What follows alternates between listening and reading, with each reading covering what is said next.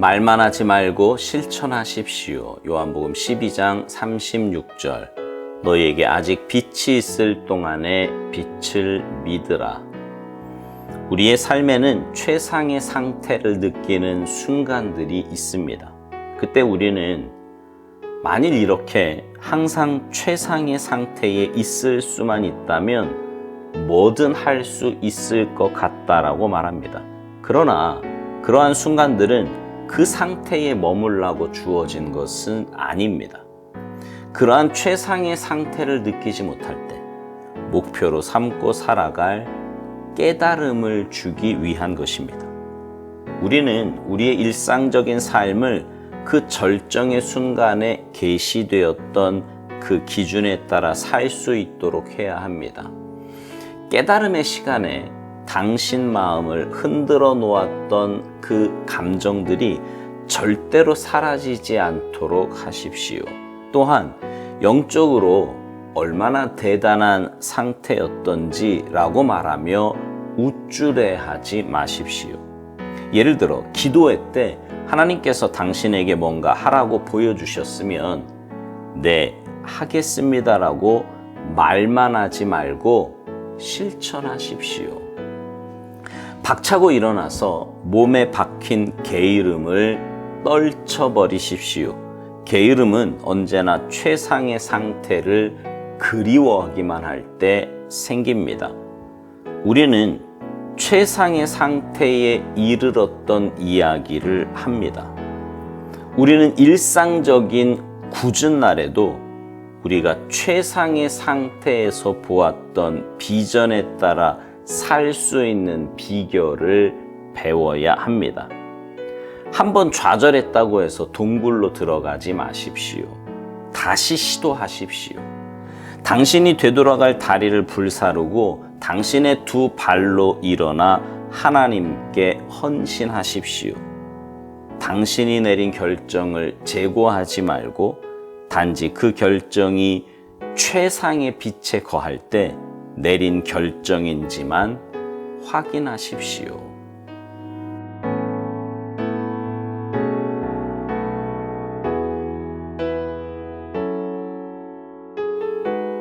우리는요, 이 땅에 살면서 영적이든 육신적이든 최상의 상태를 경험할 때가 있습니다. 여러분도 있으시죠?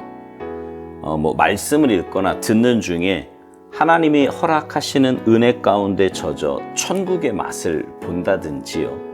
또 다른 사람을 섬기며 사랑을 나눌 때 하나님께로부터 오는 그 가슴 벅찬 감동이라든지요. 또 깊은 기도 중에 하나님의 만져주심을 느낄 때와 같은 그런 일 말입니다. 육신적으로도 그렇습니다.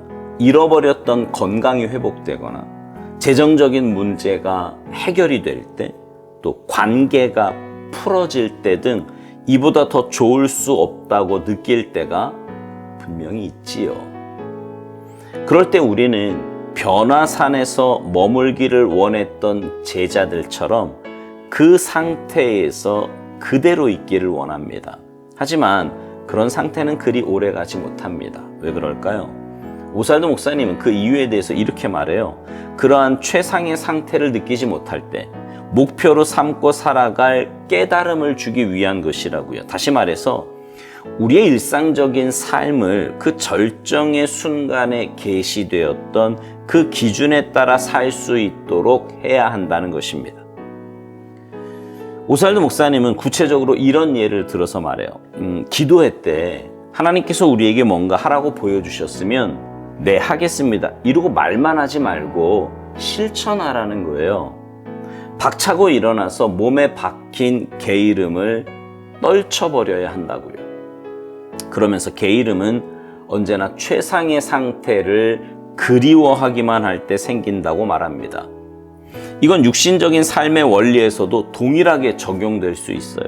예를 들면 어떤 모임에서 등산을 했다고 칩시다. 평소에 운동을 하지 않던 사람이 등산을 했더니 다음날 막 몸에 알이 배기고 막 힘들고 막 너무 괴로운 거예요.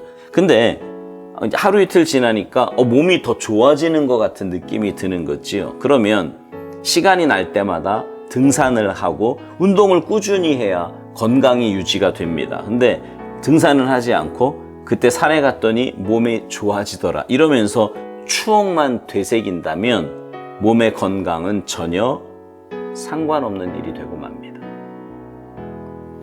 행동을 할 것이냐 생각만 할 것이냐에 따라서 우리의 삶의 모습은 많이 달라져요. 최상의 상태를 그리워하기만 한다면 우리의 삶은 늘 게으르고 나태한 모습일 겁니다. 하지만 그 상태를 위해 지금 내게 주어진 상황에서 최선을 다해 행동한다면 머지않아 그런 상태에 이르게 될 것입니다. 오살도 목사님은 우리가 일상적인 굳은 날에도 최상의 상태에서 보았던 비전에 따라 살 수 있는 비결을 배워야 한다고 말합니다. 지금 당장 눈앞에 보이는 환경이나 상황이 어렵고 힘들더라도 하나님께서 내게 주셨던 그리고 보게 하셨던 그 은혜를 기억하며 살아가야 한다는 것입니다. 제가 예전에 그런 말씀 드렸던 거 기억하세요? 사람들이 과거를 대하는 모습이 두 가지라고요. 낚시의 비유를 했는데요. 과거에서 부정적인 것을 낚시하는 사람과 긍정적인 것을 낚시하는 사람이 있다고 말씀드렸습니다. 무슨 말인고 하니 과거에 있던 아픔, 상처, 실패 이런 것 등을 되뇌이면서 패배감에 젖어 혹은 핑계와 원망과 불평을 하며 현재를 살아가는 사람은 과거에서 부정적인 것만을 낚시하는 사람입니다. 반대로 과거에 하나님께서 내게 주셨던 그 은혜, 그 사랑, 그 축복, 내 삶의 최상의 상태를 기억하며 지금 내 삶이 조금 힘들어도 분명 하나님께서 회복시켜 주시고 그때의 상황으로 바꾸어 주실 것을 믿는 사람은 과거에서 긍정을 낚시하는 사람입니다.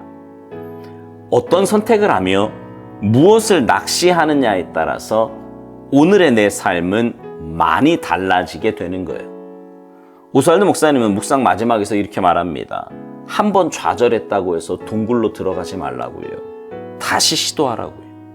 당신이 되돌아갈 다리를 불사르고 당신의 두 발로 일어나서 하나님께 헌신하라고 권면합니다. 누구나 삶에 실수는 있고 실패는 있지요. 그때 우리가 가져야 할 모습은 그 실수와 실패에 매이는 것이 아니라 오히려 믿음의 눈을 들어 하나님을 바라보는 것입니다. 그리고 하나님의 은혜와 개입하심을 구하며 믿음의 반응을 보이는 거예요. 사랑하는 성도 여러분, 우리 안에 계신 주님은 빛이십니다. 그 빛 가운데 우리가 거할 때 우리는 지혜롭고 탁월한 선택을 하며 살 수 있습니다.